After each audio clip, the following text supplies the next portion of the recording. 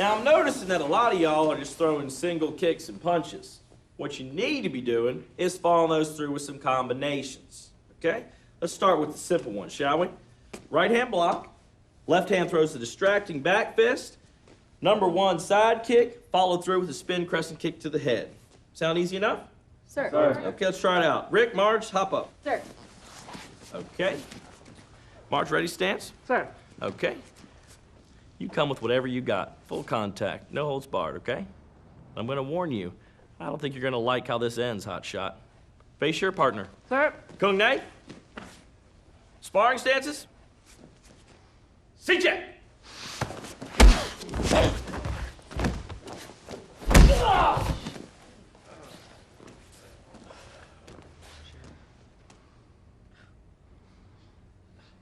She's still alive? Somebody check her pulse. Hello and welcome to the Week 6 Empire League podcast. I am your commissioner, Andy Cahill. That's your commissioner, Scott Sprague. How you doing, Scott? Doing good. Gearing up for NHL season. We got our Blue Jackets Legacy shirt on today. It's going to be a good week. Yeah. All right. So we'll start out with some news and notes. Only one news and note this week, and that is to pay your fucking league dues. It's not hard. You click on the link, you put in your card information, and call it a day. If you need the link sent to you again, let us know in the chat. Otherwise, I want to see everyone's league dues paid by the end of the week. It is also pinned. The link is pinned in the sleeper chat, and it's the only thing that is pinned. So if you click the little pin in the league chat on sleeper, it will be the only thing that's there. All right. It's time for our favorite time of the week, and that is Killing Unicorns Corner. Scott, it's all yours. That's right. Buckle up, bitches. We're back. This is usually when it starts.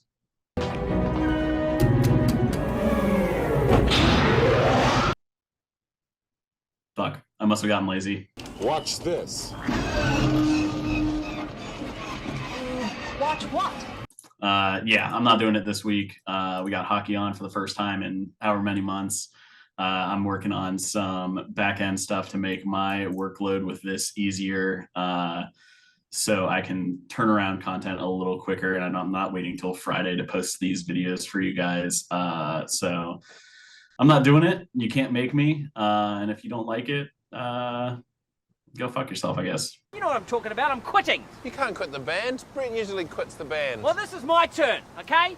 I've had it with you guys. I'm so angry, I feel like swearing. Oh, Murray, you wouldn't swear at us. Go fuck yourself, prick. All right, week 5 in review. Let's take a look at the scoreboard. Killing Unicorns, you know? This was a great one for the brand. Yeah. You know, I was, again, projected to win, and I did, so I'm not going to be victory lapping here.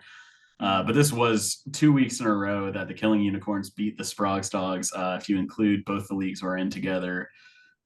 We were together on Sunday at my nephew's birthday party. Neither of us really watching football. Eric was busy hosting the birthday party for everybody. He was pretty concerned with his sister-in-law, who ate 1.5 of the 2 large pizzas that was meant for everybody, scrambling around. And then I could just sneak up, tiptoe right behind them, and just be like, hey, David Montgomery just scored a 44-yard touchdown. And I just watched him melt into a bowl of chips and salsa. I had a great week. This was very needed for me. I was scared of losing to him. And the Dallas Cowboys did me good. Moving on to the next matchup. Welcome to the Club 200 there, Andy. Yeah.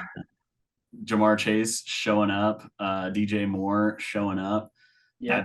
Those two alone might have been enough to beat Corey, but you had 8 other roster players that also decided to play football too. Yeah, it definitely. I mean, DJ Moore having a career game helps, obviously.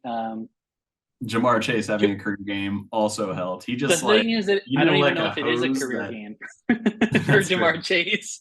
Jamar Chase that week felt like when you bunch up a hose and it like stops and then you let it out and all the water comes out real fast. That's what this week felt like for Jamar Chase. Yeah. I mean, he said last week he's always fucking open, and he proved it. So Turns out he was right. yeah, so really happy to be in the 200 point club. I don't remember the last time I scored 200 points in a fantasy week, so very exciting. Sorry, Corey, for taking it out on you, but I actually thought you put up a pretty good fight, except for the fact that my team was unbeatable. Which is the story of his season so far. I It think kind of is, yeah. only 3 people have hit the 200 point threshold. Obviously, I had 230 last week. Andy doing 204 this week, and then at some point last year, Benny Denny put up a 210 or something like that. I forget the exact number. But yeah, it's a prestige platform to get to. And it's even better when the team you're playing against has a soft week and you get to just double up on them. That's always fun.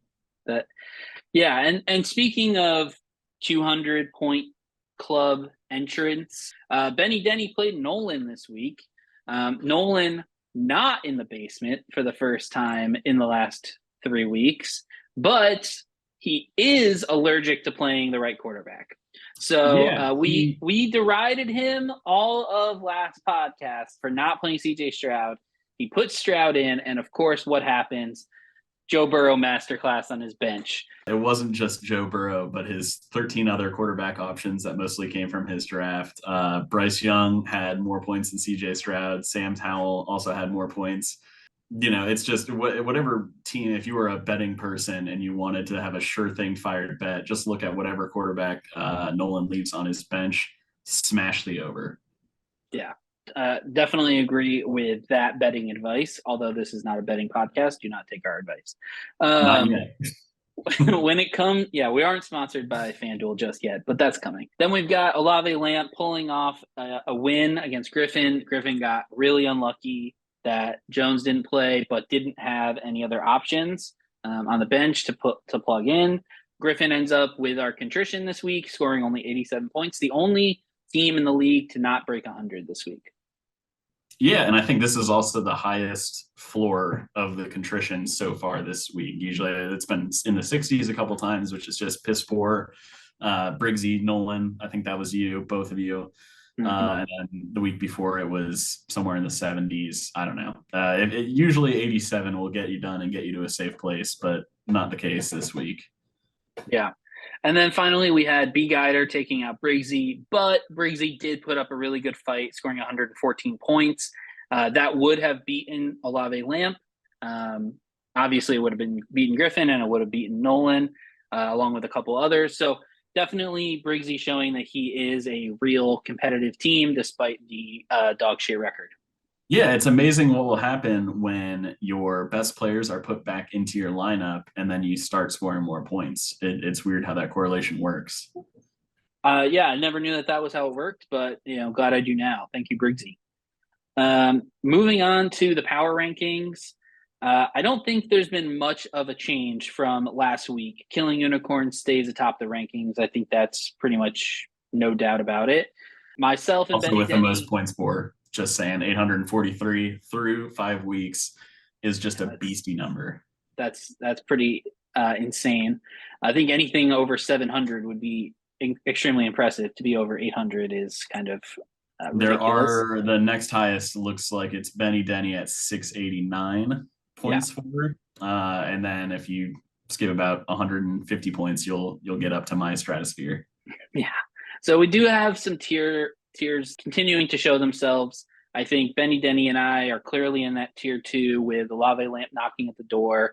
And then, B. Guider, Sprog's Dogs, which, and even like Briggsy, Bloney, Time Machine, like those guys I think are still in that tier 3. And then it really seems to me, and Scott, let me know if you disagree, I always that Nolan and Griffin kind of in the basement right now. Tier 4. Yeah, there's a herd of 1 and 4 teams. That's Blown Knee Time Machine, Briggsy, and Moto Panicaco with that 1 and 4 record. Some of these teams, and that extends to Griffin, who's 2 and 3, even Sprog's Dogs, who's 2 and 3, still very much in the playoff bubble. But now would be the time if you want to start making moves, get yourself to a playoff position. you got to start finding a way to buy wins, be that in the trade market or on the waiver wire, which we'll talk about in a minute. But the door is very much open for any team that wants to sneak into the playoffs. Yeah, no, I mean, you got to get in. That's the most important thing. And, just remember only 6 teams make the playoffs. So, I think there is going to be an absolute battle for positions 5 and 6. Like there's 4 teams from what I can see that seem like they're really going to compete for that. I have to see something from Griffin and Nolan in order to believe that they can compete for that 6th spot.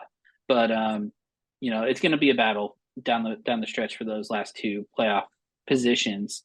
I see here that you have labeled my team as the University of Georgia of the Empire League. Yeah. And I would like to you don't hear know your what that explanation. means because you don't watch college football. Look, Georgia was Correct. a top tier team coming out of last year. They got seeded as the number 1 team coming into this year and are undefeated still. Part of a handful of teams in college football that are undefeated. But they haven't played against any ranked opponents yet, and they really won't until they play a really soft-ass Alabama team in November. So they are the presumed favorites. Not that you are, I am, of course, but they are a really good team that hasn't been tested yet, so they haven't needed to show what they do in a scrappy matchup. Obviously, this week you got Benny Denny. We'll talk about that. This will be the first time that you've gone against, a team that could beat you, could outscore you, has the weapons to outscore you. So I feel like this is going to be a good test for you and Benny Denny to see which one of those teams deserves to be at the top of that tier. Yeah, I totally agree. I think that this week has pretty significant playoff implications for both of us, but we'll get into it when we get to the schedule for this week. But yeah, I mean, I definitely haven't had a matchup where I'm watching the Monday night game, trying to figure out if I'm going to be able to pull it off. Or, if the comeback is going to happen. By the time Sunday night rolls around, it's usually pretty much settled. So I'm hoping that this week can put the concerns that anyone may have about my team, aka me, to bed, and I can beat a team that is competing for a championship. So yeah, looking forward to this week for sure. Before we kind of move on, I think that we're at that point in the season. You kind of talked about it's time to make a move, and I think you do need to kind of plant your flag of who's buying and who's selling, right? Yeah, and that happens in the trade market, in the conversations you have with other managers. If you don't think your team has the weapons to get to the playoffs, now is the time to start selling pieces for draft picks and set yourself up for a position to bounce back next year.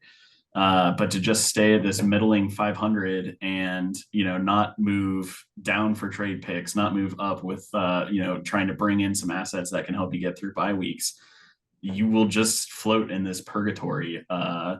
Likewise, we see Blown Need Time Machine has been getting just absolutely fucked up by his matchup selection.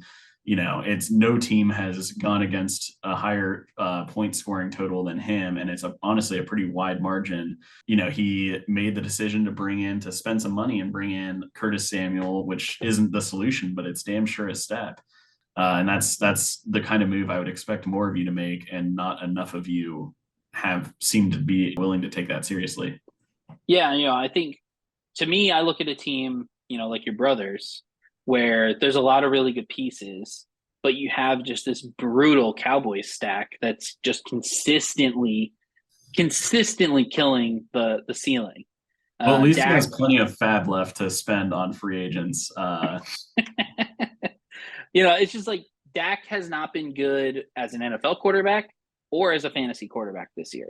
He doesn't run the ball. He turns it over. He is just a liability. I also want to remind everyone, this is something that I was looking at because I was curious why in my family league, Brock Purdy is the QB7, but in this league, he's the QB3. And the answer is interceptions are punished more in our league. And I think we need to remember that because I think it's easy to forget that our scoring system is a little bit different. Most leagues, it might be -1 for interception. In this league, it's -2. A pick six is -4. Ball security matters. Yeah, the ball security matters, and like having a quarterback that turns it over, and especially if they turn it over and it turns into points for the other team, you're wiping a touchdown completely off of your quarterback's week. So like the quarterback that you play doesn't necessarily. This is why you and I have had a lot of conversations about quarterbacks recently, Scott. Like Brock Purdy hasn't thrown an interception yet. Knock on fucking wood. But like that's one of the reasons that he's doing well in this league. But like someone who has like Jordan Love, who has thrown a bunch of interceptions, is a little bit further down right now because he has thrown interceptions. Now that's going to even out, I think, and we don't have to get into the specifics of those two players, but like, I think it's really important that teams realize like what our scoring is. First downs matter. Right? The first downs for tight ends is like how you can get extra points. First downs for wide receivers and running backs. Like the scoring in this league is different. And so that does change the value of some of these guys. I'd like to see more moves made to, around the margins. And I think it'll really help to clean things up. So, I don't really have anything else to say about the power rankings right now. I think that we're going to see who is willing to take risks. Just keep in mind, obviously Scott is the front runner. There's no question about that. I don't debate that. He's undefeated. He has 200 more points than anybody else. If I win the league this year, we all reset. So don't let that happen, folks. That's what's on the table right now. If, so it's like, there might not be a next year. So like, you gotta think about that when you're making your plans. Like you can't just assume that this is going to be a 10-year league and you're going to like have Bijan Robinson for 10 years. Like he might be gone from your roster in a year. He might be gone your roster for 2 years. You have to be building a team to win every week while also having future assets. So I just want to like call that out because I just like, I think that's been like a frustration, that we've had, between, on the pod and also just like that teams are having where they're like, I don't want to give up assets to win now and then potentially not win later. So, but it's like, you just got to remember like be a later, especially later. And just to circle back on something you said real quick, because I will not let you besmirch the good name of Jordan Love without putting up a fight. He was the QB3 going into this week and then had one bad week because Max Crosby is a monster and was blowing through whatever sad-ass replacement they put in for their left tackle. The left tackle will be back after the bye week. Jordan Love's going to be fine. And if you ever talk shit about him again, I'm doing this podcast by myself. Well, then you heard it here first. Week 7 will be a Scott solo pod. Moving on to viewership is about to skyrocket. All right, so a walk down narrative alley. So Scott, this is yours. Take it away. Yeah, so this is it's about that time in the season where we need to start looking at some of the preconceptions we had coming into the season versus what the reality actually is of what's happening on the football field. A good example here is if you look at the Atlanta Falcons, everybody, Nolan specifically, because he came in with 2 of their better pass catchers, you're waiting for the Drake London breakout. You're waiting for Kyle Pitts to do something. Nolan says he has, a sign of life now.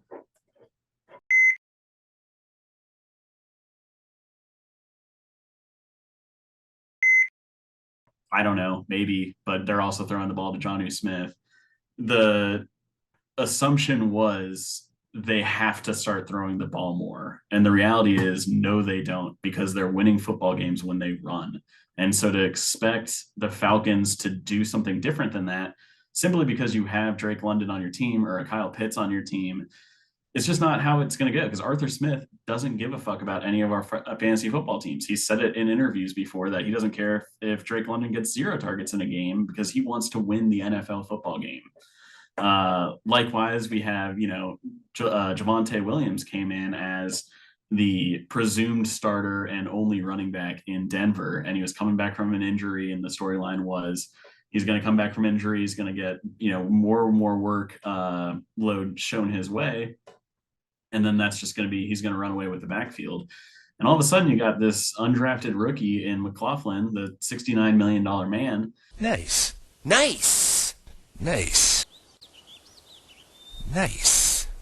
comes in and he's got juice, he's got steam, he's got speed, he's breaking tackles. Even when Javante's back from injury and is 100%, they're not going to take something that's helping them win football games and put him back in the bottle and not run him. So at best, you're looking now all of a sudden, instead of Javante being, a clear bell cow running back, he's sharing the load. That's what she said.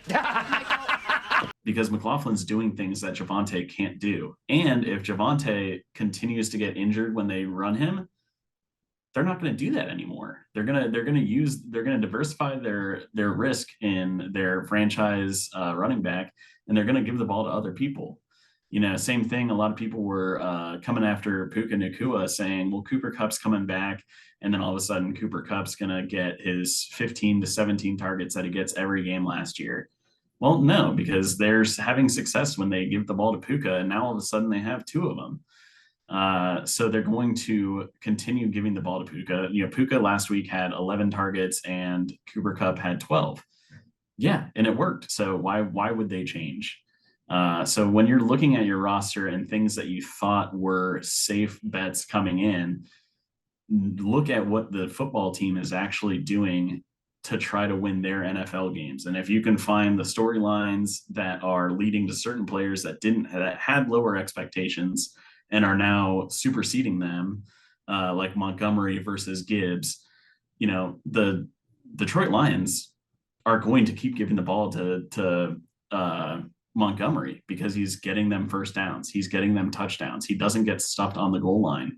He gets through and he breaks the tackle and he scores a touchdown. And so they're comfortable letting Jahmyr Gibbs grow in his role, as opposed to just shoving him into their lineup and making him the starter simply because he was the 12th overall pick. To me, you always want a guy who, man, he can, if you need it, he can take on 20, 25, 30 carries.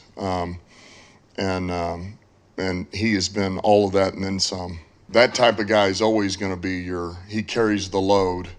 And the other one is the changeup. He's going to get plenty of touches. That doesn't mean those are carries, though. Yeah, I think ultimately what it's important to remember, in this conversation is fantasy football is a math game more than it is a name game. And the guy that's getting the points is the one that you want, right? And so it's like, I think that's really important to remember that, like, Puka, you can start to compare resumes just by points scored. And it's like guys that you would never expect to be in your starting lineup probably should be. And it's the same way, vice versa. Like, I think, and I also think it's important to remember, and this is obvious, but just to say it, like, just because someone's a good football player doesn't mean they're a good fantasy football player. Matt Stafford is a quarterback that I would love to see on my team. I don't necessarily want to start Matt Stafford every week in fantasy football because his ceiling is a little bit capped. So it's like, that's the kind of thing that, I think is just important to remember. So, is there anything else be adaptive to things that you're seeing, be reactive to things that you're seeing, not necessarily overreacting and dropping half your roster every week, but if you see someone that you thought was going to be, a locked and loaded starter and you're running them week after week after week and getting these mid results, move on, find a solution, or, text one of us and be like, hey, I got this star player that you have an opportunity to buy low on and try to trade him away for something else based on, previous name value that he's not living up to. But staying stagnant, and next week we have a big discussion coming up where we're going to talk about trades and roster construction, and a big part of that is going to be the value in not staying stagnant and not being afraid to be wrong. Yeah, which I think a lot of people are when they're making decisions. I think speaking of not being afraid to be wrong, I think that does transition us nicely into the waiver wire, where we did have some. Where I was not afraid to be wrong on KJ Osborne. Yeah, we did have some pretty big numbers thrown down, not $69. Nice.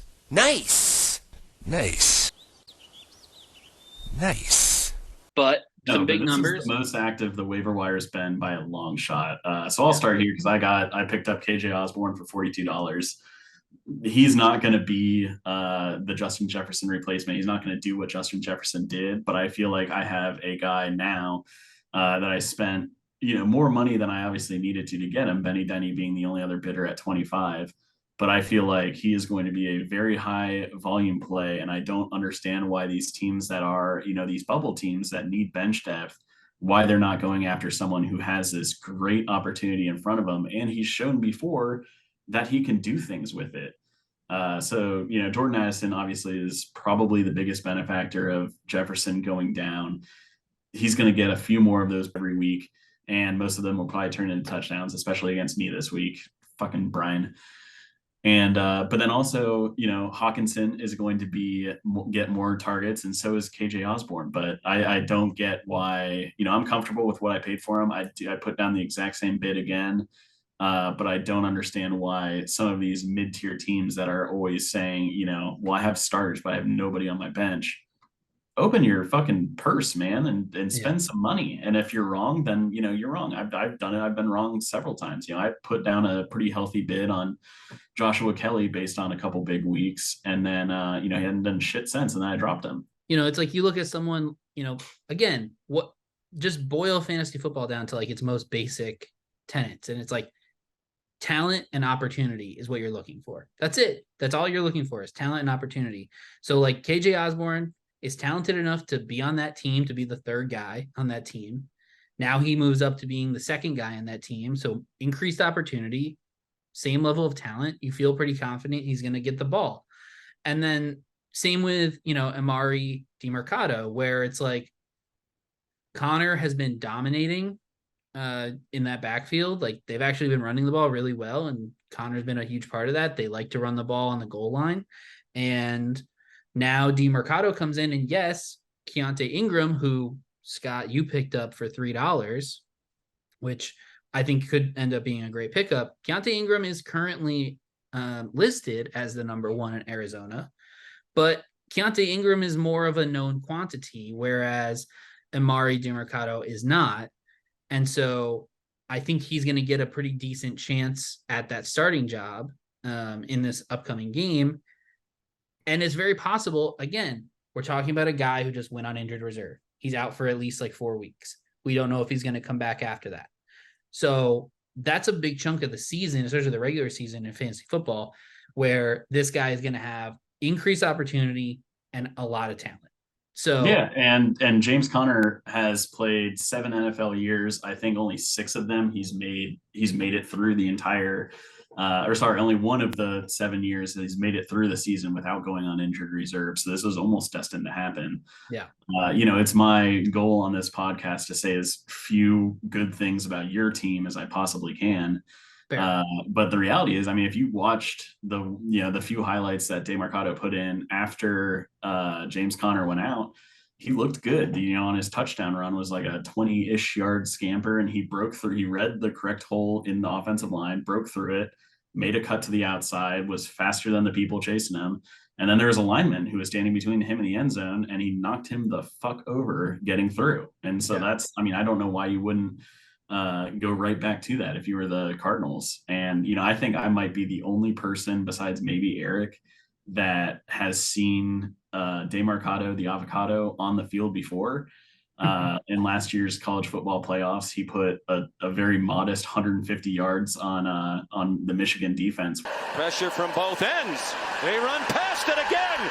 DiMercato off to the races. They do have an angle, and they knock him down at the 1. And he ran right through him. And now all of a sudden he's given a role. He has talent. So even if he wasn't, someone that any of us were looking at in the rookie draft, that's because he was buried in the pecking order behind Keontae Ingram, who now has a neck injury, and behind James Conner, who was their bell cow. And now all of a sudden he was available. And I've seen, we just had someone hit up our whole group chat saying, I'm looking for a running back 1. I'm willing to trade a first-round pick for him. It's like, well, you don't have to trade a first-round pick for him. You can just go pick him up off the waiver wire, or at least attempt to do so. Yeah. So when these players come up, man, you got to jump on them, or else, the teams that don't need them the most, being me and you, are going to start picking these people up. And then all of a Yeah. sudden our benches are more stout and you guys are, wondering why we won't trade them to you. I think that it's very telling that the top 3 bids were the top 3 teams in the league. I think that says a lot about, not Play necessarily, style. complimenting us. It's just saying like, we are. I'll compliment us. I have no problem with that. You scored 200 points last week. I scored 200 points this past week. Like, Benny Dennis has scored 200 points in the past and has a lot of really good players, right?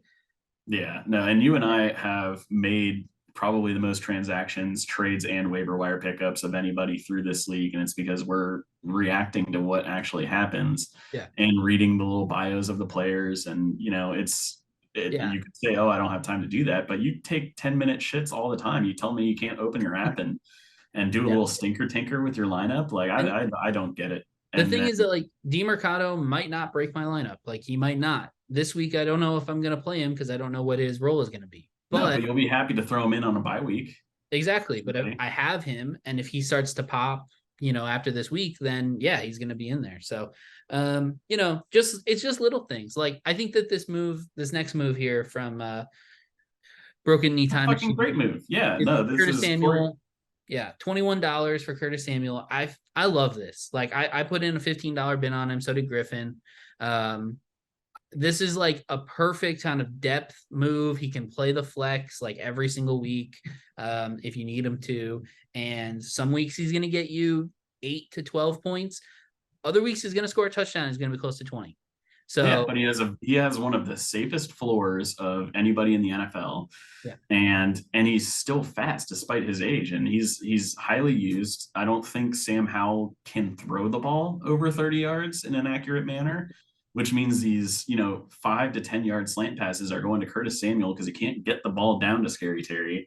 And then Samuel is just still fast, and he has been since college. And I think this is exactly what Corey's team needed. And did he overspend technically by $6? Yes. But did he need Curtis Samuel? Yes. Yeah, so but you locked him down. I think it's a good. He spent exactly what he needed to, and I commend that. This is the type of pickup that more of these bubble teams need to be making. Yeah. Here's a pickup that these bubble teams should not be making, and that's picking up Juju Smith-Schuster in exchange for Marquez Valdez-Scantling in what I have noted as the most horizontal pickup I have ever seen. I don't get it. I don't understand, but maybe I'm not meant to. Yeah, I mean, it's hard to believe in the Patriots offense after they've scored 3 points in two games combined. But I can totally see like if there is a way out of this ditch, Juju probably plays a role. So maybe. Then we got Ingram, as we already talked about, currently listed as a starter. I think if he does come back this week from the injury, he's going to have first dibs at that job, but certainly not. I think you probably got the correct running back out of the 2 options in Arizona. I think you probably got the right one.